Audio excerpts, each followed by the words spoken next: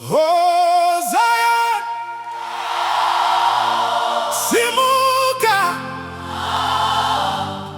glory voices choir, mwari wedu wari kutonga, nguva yashika yekupenya.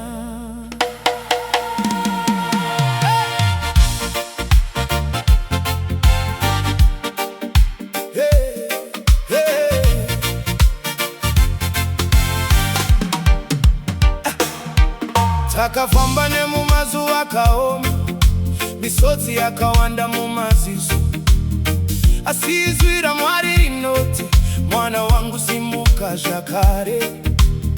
Usatya mhepo dzepanyika, usanetseke nemiedzo yose. Ruoko rwaJehovha rwakakubata, simba rake richakusimudza. Simuka iwe wakawira pasi, simuka uone chiedza. Mwari vachiri kushanda mauri, upenyu hudzauri kuya. Simuka Zion, simuka, imba rwiyo rwekukunda.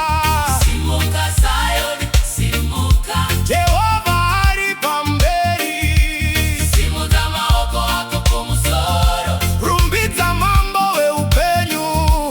kubwinya kwake ngakupararire, kubva pasi kusvika kumatenga. Takadanwa kuti tive chiedza munzvimbo dzine rima rose. Tiratidze rudo rwaKristu kune vose vari kutsvaga tariro. Ngativadanei sevanhu vaMwari, tisiyane